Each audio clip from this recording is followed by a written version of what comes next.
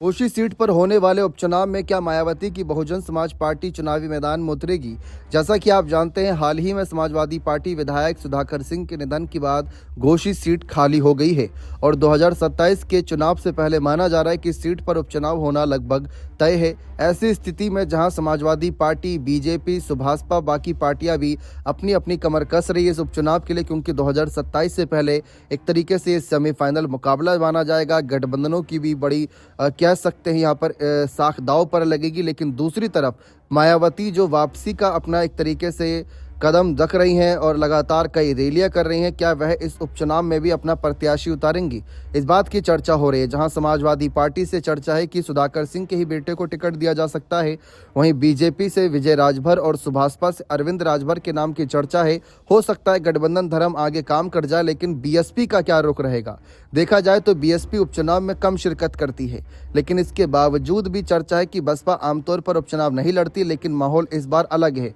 पूर्व सांसद अतुल कुमार राय जो घोसी के सांसद रह चुके हैं, जेल से बाहर आने के बाद से क्षेत्र में काफी सक्रिय हैं।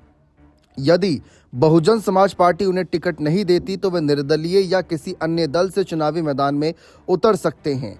तो ये बात की चर्चा है कि अगर बीएसपी का एक तरीके से देखा जाए जनाधार रहा है घोसी सीट पर, ऐसा नहीं है कि वे बिल्कुल भी यहाँ पर नज़र नहीं आई। एक समय पर अब्बास अंसारी को जब मायावती ने टिकट दिया था तब तो बहुत ही दिलचस्प मुकाबला बन गया था। वो तो कांटे की टक्कर का मुकाबला था।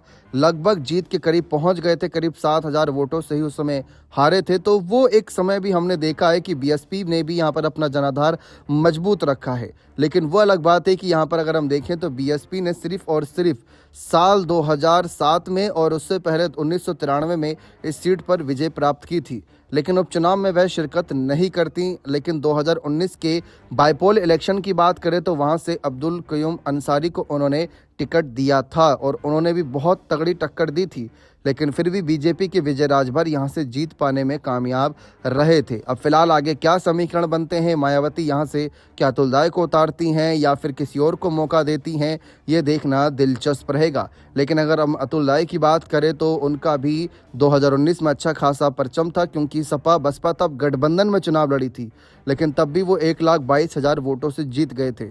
और 2024 में बीएसपी का वोट बैंक यहाँ पर काफ़ी तेज़ी से घटा। देखना दिलचस्प रहेगा कि मायावती सीट को लेकर क्या फैसला लेती हैं। बने रहें चैनल के साथ। बहुत बहुत शुक्रिया।